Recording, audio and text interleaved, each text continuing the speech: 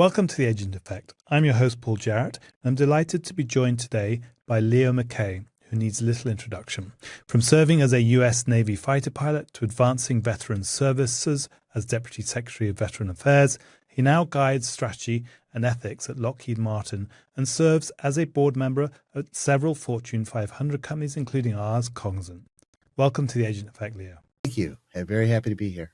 So you've had a remarkable career spanning national security, enterprise ethics, and innovation leadership. Can you share a little bit about your journey and what's kept you at the forefront of high trust, high decision making?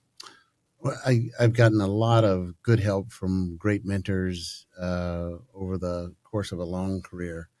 I think the first, the Navy and naval aviation, that was just a childhood dream. I was the child of an Air Force father, and both my other brothers went into the Army. So I was sort of going into the family business to be a military officer, and I was fascinated by both ships and airplanes, and so the combination of those became aircraft carriers. And very fortunate to go to the Naval Academy, and then through flight training, and so on and so forth. Had a great and wonderful 6 years of training, operational flying.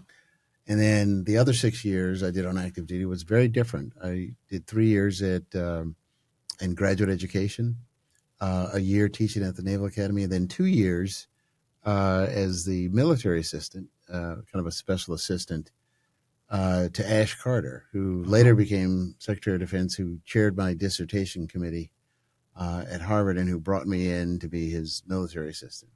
It's amazing. And then went into business, and really had a succession of people that sort of pulled me into opportunities. Finally, a 20-year run here at Lockheed Martin, where it was my idea to go into ethics and risk and compliance, but the long story short, the CEO asked me to work directly for him, running the ethics program to begin with. And that later grew to sustainability, and I'm the chief audit executive, and wow, environment, safety, and health, and our environmental remediation program.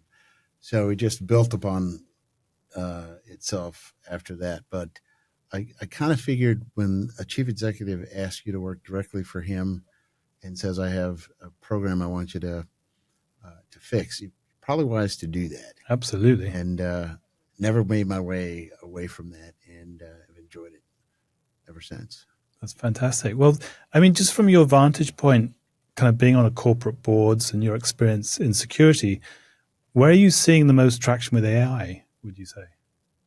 I think first and foremost, as our chief executive talks about, there's a lot of productivity gains. There are just a lot of opportunity to do one of the oldest things that the IT services industry has done, is business process reengineering. And I think it is the combination of business process reengineering, high domain salience and expertise, and the particular way that Cognizant approaches the combination of human expertise, multi-agentic expertise, that really builds something that can be highly productive, where you can engineer out, well into the double digits productivity gains. In fact, I think one of the articles I was very happy to see recently, MIT put out an article that said 95% plus of AI engagements are sort of not successful. And it, on its face, it seems like it might be difficult news for people in our business, but I think it's actually extraordinarily good news because it points up the need to have a Sherpa.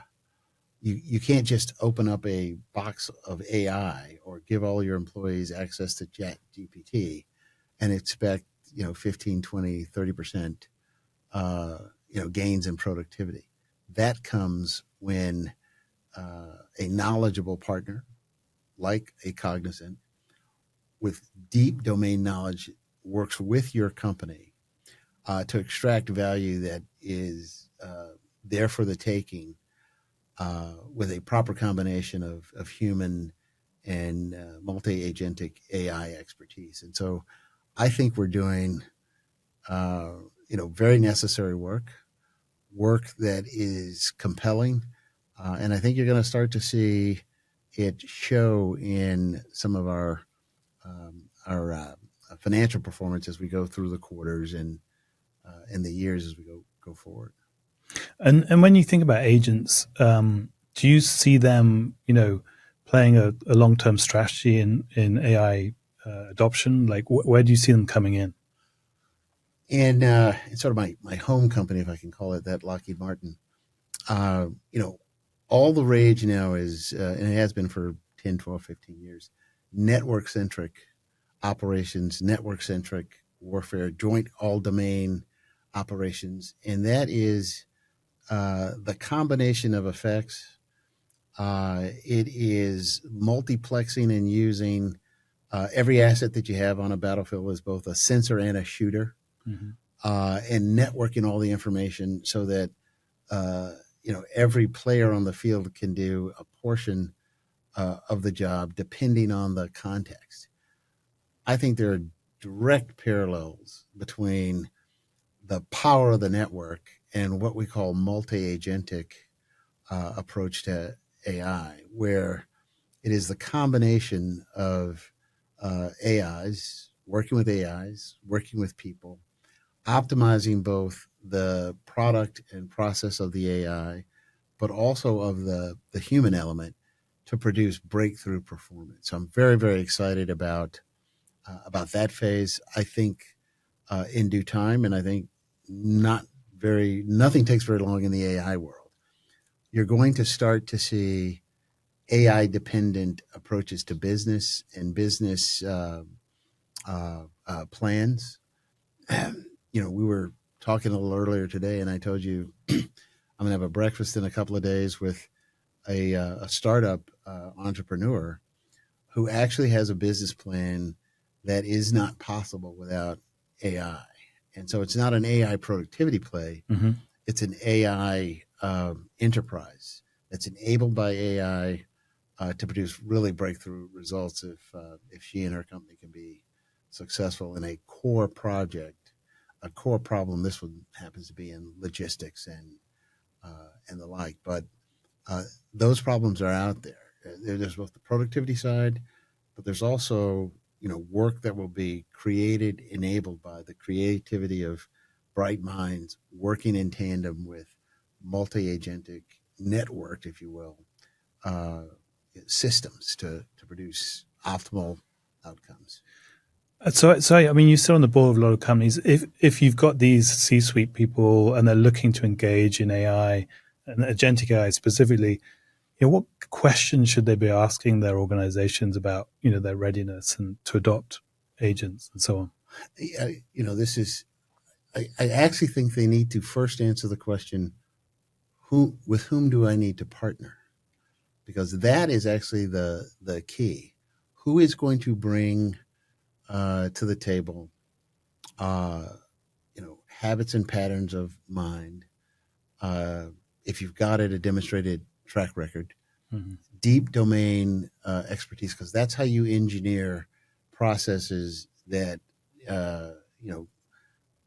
produce double-digit gains in productivity. You have to have deep domain knowledge, and then also the creativity and being at the front edge of research in this area. And it's a very rapidly moving area. That's one of the things I'm most proud of in Cognizant is the Cognizant AI Lab, the work that's done in a facility like that, the patents that are generated, just the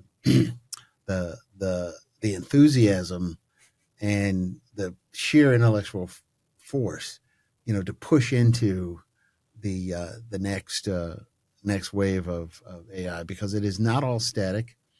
There's, even if you understand the technology, not a lot of consensus around some of the core questions. So I think there are going to be, some real winners and losers in AI companies and in the IT services industry. And I'm very satisfied as a Cognizant board member and shareholder that Cognizant is making every effort to get to the forefront and stay there. And things change very quickly. I like to say that the league tables need to be, rejiggered and recalculated about every 6 months, because that's the pace at which the technology basically doubles. Okay. Yeah, that's fascinating. And I guess one other question for you is around ethics and sustainability. Right. So as we move into this agentic world, and you're obviously very experienced in this area, what do we need to think about when it comes to ethics and sustainability for AI? Well, I think my home company, if I can use that expression, the Lockheed Martin, very closely aligned with the Department of War, Mm-hmm. As the new terminology is. But they have principles for ethical AI, and we subscribe to those and train our technologists and engineers to those. Cognizant has taken a slightly different path, pursuing an ISO certification.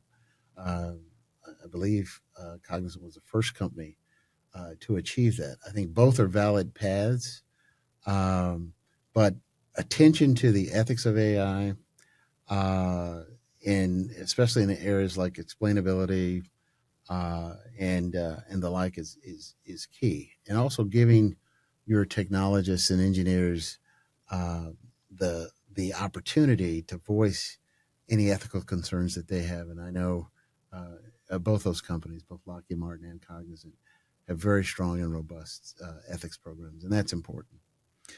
Yeah, it is a really important area. Well, I guess one question I have to ask you is, I'm a big Top Gun fan, and I want to just hear about your experience there, but also, to go a bit further, do you think agents have a role to play, for example, in the Navy in the future? Absolutely. AI technology has been a part of military technology for quite some time now, largely on the classified side, as you might imagine. But in things like automatic target recognition, all I can say without getting into classified realms is the whole field of electronic warfare. Modern electronic warfare has already been AI enabled and will move along with the pace of that technology. Lockheed Martin has a long-standing partnership with NVIDIA, because we have some things they're interested in, namely hard problems, smart people, and clean data sets. Yeah. And so we do a lot of basic research in partnership with them and several other firms, just as Cognizant has a network of partners that they go to market with, research and develop with, and partner with. That sort of sharing among those who are pushing the frontiers and on the front line, very, very critical. One of the things I love about sort of the California Silicon Valley approach, very collaborative, very open. I think it's a point of pride that we all should have at Cognizant, is that we publish so much in peer-reviewed journals, apply for patents. This is a technology or set of technologies that really has civilizational impact. And we even have the AI for good effort that we include in our work, and the commitment to train up to 1 million people, not all our own employees, in AI techniques, because there's a system effect here. And very important to understand, the nature of the journey and what we're engaged in. But you'd ask about Top Gun. I did. And I'll tell you how old I am, if you won't hold that against me. No. I actually attended the premiere of Top Gun in 1986 at the Kennedy Center. Wow. Secretary of the Navy was there. The Navy gave full support. The Blue Angels were there. At the time, I was undergoing F-14 training and NAS Oceana in Virginia, and they just wanted some people that were involved with the F-14 to come up and sort of provide atmosphere. Okay. And so we went to the premiere, saw the movie, and a couple of years later, about a year and a half later, in February of '88, I went to Top Gun as a student, and some of the last pilots who had instructors there, who had actually done some of the flying in the movie, were still there, and really, really great flying, very challenging. There's no trophy. The closest thing to that is they do score all the individual students that go through, and they kind of have, I'm told, a sort of a working list of who's eligible to come back and be an instructor at Top Gun. Yeah. So the end of the movie was kind of accurate. Somewhat accurate. Yeah, there's certain students they want to come back and be students. I went off to grad school, and so I don't know if I was on that list or not. Well, that's fascinating. Thank you for those insights. Yeah. I guess any last kind of thoughts for CIOs, CTOs out there looking to embrace agentic AI? No, I would just reaffirm what I said. I think as you think about this, the temptation is to rush to the technology. Yeah. And I think you ought to think very long and hard about with whom shall I partner? Right. What potential partner, and because you do need a partner. Again, that MIT study. Yeah. You need a partner. Think very carefully about the qualities, the track record, the capabilities of the partner you want. And then I think it's just a matter of, what particular processes that are to be engineered. And then I'm very anxious to get to the other side, which is just about every firm that's out there is going to have to do the productivity work. Mm-hmm. But I am very convinced that there will be AI lines of business, AI business models, and that firms like Cognizant will be able to have a role in those as well. As we get into that field, I think you're going to see all sorts of things open up, and you're really going to start to leverage the power of this technology for business gain, but also for civilizational good. And I think both of those are important. I look forward to the role that Cognizant is going to play in both those. And that's it. But think about the partner you want. And then the rest of it, I think, maybe it doesn't go in a straight line, but I think that will make it much easier to realize the kind of gains that you want to have. Well, fantastic. Thank you. That's some great advice. It's been a pleasure having you on the podcast. Thank you very much, Leo. Thank you for the opportunity.